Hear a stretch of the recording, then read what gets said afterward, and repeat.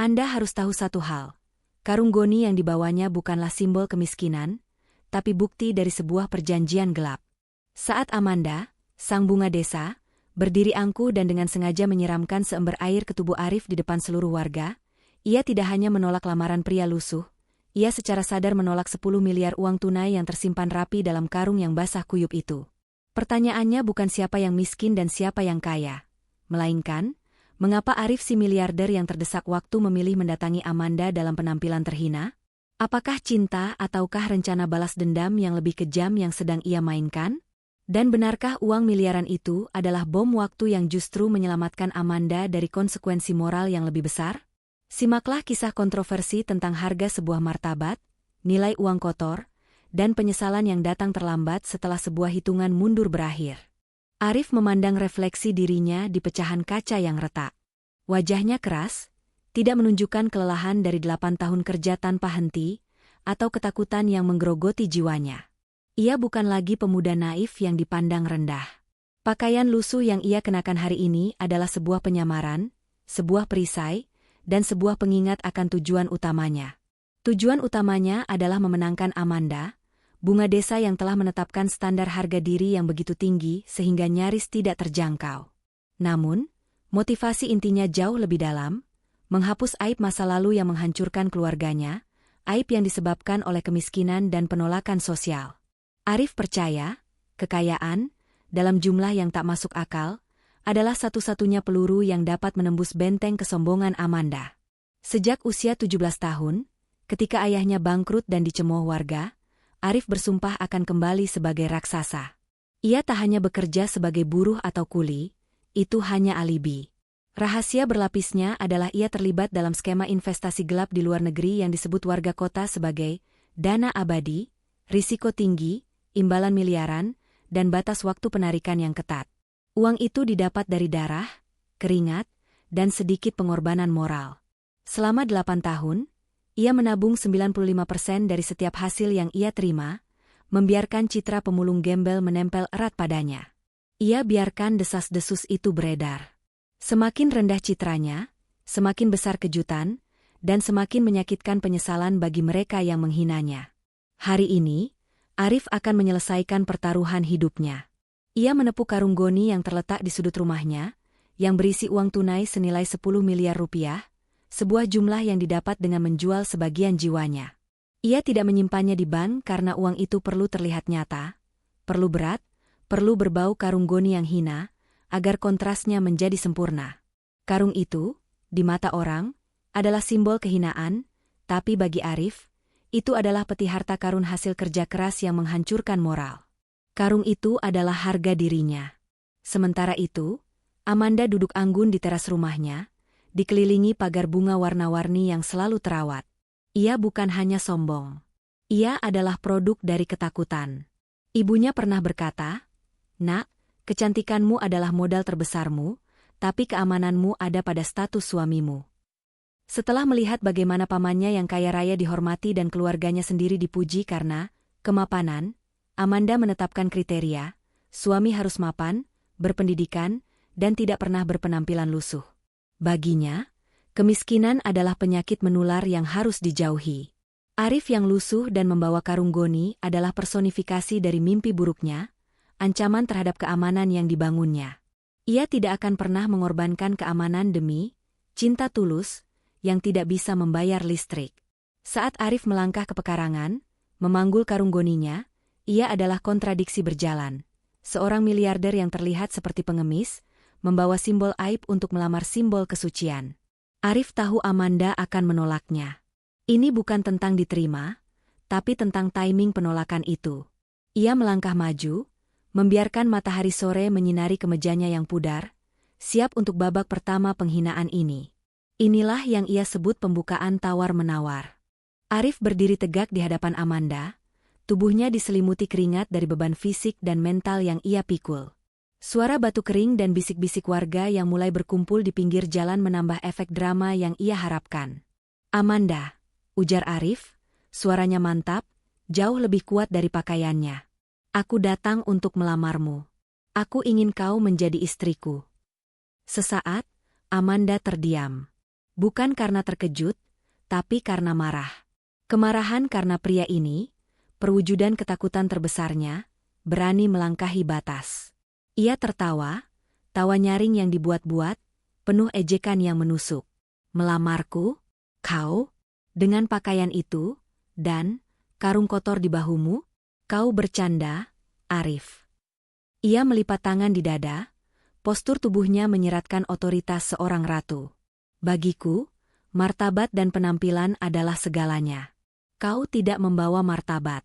Kau membawa bau debu dan barang bekas. Arif tidak menunduk, ia justru menatap lurus ke mata Amanda. Ini adalah bagian dari rencana, memancing penghinaan hingga titik tertinggi. Karung ini adalah simbol perjuanganku, Amanda. Isinya adalah seluruh masa depan yang aku janjikan kepadamu. Aku tidak meminta cinta buta, aku menawarkan stabilitas. Stabilitas. Amanda maju satu langkah, menunjuk karung goni dengan jari telunjuknya yang terawat. Kau menyebut karung itu stabilitas? Karung yang bisa saja berisi sampah atau barang rongsokan? Aku layak mendapatkan pria yang datang dengan mobil mewah, bukan karung goni. Kau tahu, ayahku selalu bilang, laki-laki yang datang tanpa reputasi, sama saja dengan datang tanpa celana. Dan kau, Arif, bahkan karungmu itu seperti tidak punya nilai. Kata-kata itu menusuk, bukan hanya karena sombong, tapi karena kata-kata itu mengingatkan Arif pada penghinaan yang dialami ayahnya bertahun-tahun lalu. Seorang ibu di kerumunan berbisik, lihatlah betapa kasihan Arif. Benar-benar tidak sepadan. Tapi Amanda tidak peduli. Ia melihat ini sebagai panggung. Ia perlu mengirim pesan tegas kepada seluruh desa, bahwa standarnya tidak bisa ditawar. Aku tidak akan pernah sudi, Arif, kata Amanda, suaranya bergetar karena emosi yang sesungguhnya, ketakutan akan kemiskinan. Kau tidak pantas. Bukan hanya untuk menikahiku, tapi bahkan untuk berdiri di depan rumahku. Aku tidak akan menerima mahar dari pemulung. Arif tersenyum getir, senyum yang disalahartikan sebagai kepasrahan. Kau membuat pilihanmu, Amanda. Aku harap kau tidak menyesalinya. Tiba-tiba, Amanda berbalik, melangkah cepat ke dalam rumah. Arif mengira ia akan ditinggalkan begitu saja. Namun, Amanda kembali dengan membawa ember air, mata birunya berkilat penuh kemarahan dan jijik. Tindakan ini adalah eskalasi yang Arif tunggu-tunggu. Peningkatan pertaruhan, stakes, harus menyakitkan, harus publik, harus fisik. Ambillah air ini, Arif, teriak Amanda, nadanya penuh kebencian, seolah air ini adalah upacara pengusiran. Ini adalah tempatmu. Basah, kotor, dan terhina, seperti gembel pemulung. Jangan pernah kembali dengan karung hinaanmu ini. Biur, air dingin mengguyur Arif dari kepala hingga kaki. Bajunya yang lusuh kini menempel erat. Air menetes dari rambutnya, membasahi karung goninya. Kerumunan terdiam, kaget. Karung goni itu, kini basah kuyup, menjadi sangat berat. Arif tidak bergerak. Ia memeluk karung itu lebih erat, air mata bercampur dengan air siraman. Ia menatap Amanda, dan di matanya, kilatan rencana licik mulai terbentuk. Ia tahu, air yang menyiramnya baru saja mengaktifkan bom waktu penyesalan Amanda. Arif melangkah pergi. Setiap langkah terasa berat, bukan hanya karena karung yang basah kuyup, tapi karena rasa sakit pengkhianatan dari orang yang dicintainya. Namun, di balik rasa sakit itu, ada kepuasan dingin. Rencananya berhasil. Penghinaan itu terekam, disaksikan oleh hampir 20 warga desa. Saat ia berjalan, karung goni yang tadinya padat kini terasa sedikit longgar. Ia sengaja tidak menjahit salah satu jahitannya dengan sempurna. Air siraman Amanda membuat bahan karung yang sudah tua menjadi lebih rapuh. Ia berjalan perlahan di jalan setapak yang basah oleh air yang tadi menyiramnya. Ia ingin air itu membawa pesan. Di teras, Amanda berdiri membusungkan dada, puas karena telah memenangkan pertarungan status ini. Namun, kepuasan itu hanya bertahan beberapa detik. Seorang anak kecil yang penasaran berlari ke bekas jejak air siraman. Ia melihat ada sesuatu yang aneh. Selembar kertas basah, tebal, dengan pita karet merah, hanyut di bawah arus air. Anak itu memungutnya, matanya membelalak polos. "Ibu, ini uang?" teriaknya sambil mengangkat satu ikat uang kertas 100 ribuan yang tebalnya lebih dari 5 sentimeter. Suasana hening mendadak pecah. Para tetangga mengerumuni. Seorang bapak tua yang paling cepat meraih ikatan uang itu. Tangannya gemetar. Astaga! Ini uang asli. Bukan mainan. Jumlahnya bisa jutaan. Di halaman tempat Arif berdiri, karung goni yang ditinggalkan itu kini perlahan-lahan mulai berdarah. Air yang meresap ke dalam karung membuat ikatan-ikatan uang di dalamnya terdesak keluar melalui celah jahitan yang rapuh. Awalnya 1 ikatan, lalu 2, kemudian 3. Karung goni itu, simbol kehinaan, kini memuntahkan tumpukan kekayaan yang membuat semua warga terperangah. "Lihat, karung itu isinya uang. Banyak sekali." Seruan histeris memenuhi udara. Amanda, yang tadinya angkuh, kini pucat pasi. Ia mendengar kata-kata itu dengan jelas. Uang. Miliaran? Tidak mungkin. Ia berlari ke halaman, dan pemandangan di depannya menghancurkan semua asumsinya. Warga desa berkerumunan mengelilingi karung goni yang kini tergeletak, isinya yang berupa tumpukan uang terikat rapi menggunung. Karung yang ia siram, yang ia hina, adalah peti harta karun.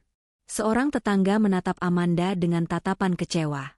"Amanda, karung yang kau cemooh sebagai sampah itu, isinya adalah 10 miliar rupiah. Arif datang melamarmu dengan seluruh harta yang ia kumpulkan. Kau baru saja menyiram miliaran rupiah dengan air kotor."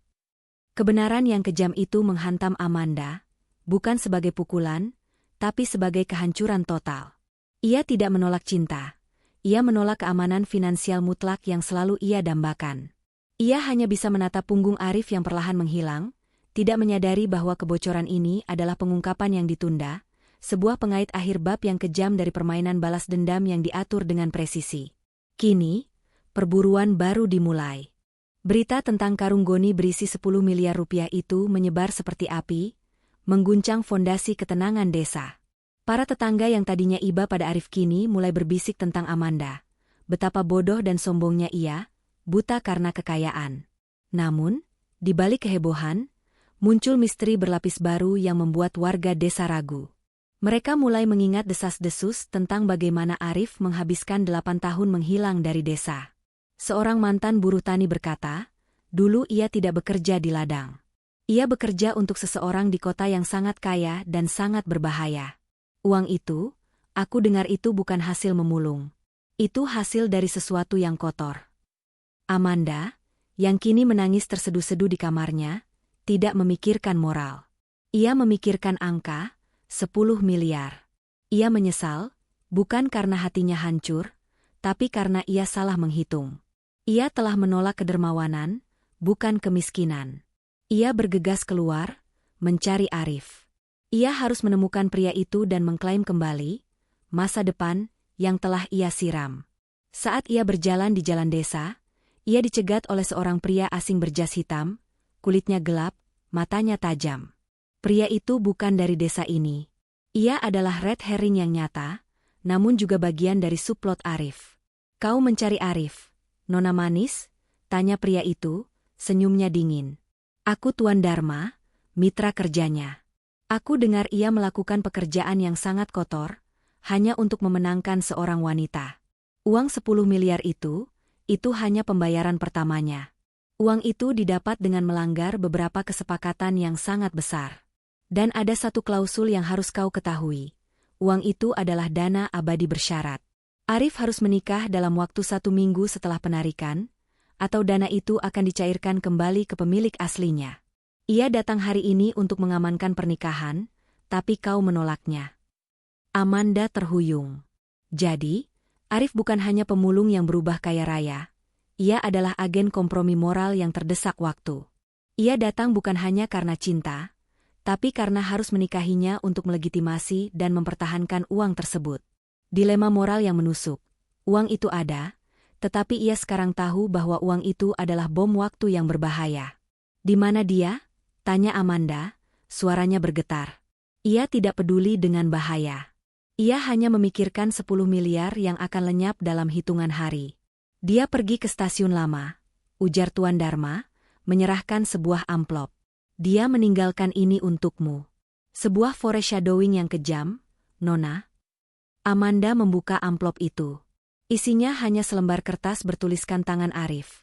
Aku meninggalkan simbol kehinaan di sana. Ambillah, jika kau berani mempertaruhkan segalanya demi uang yang kau anggap suci.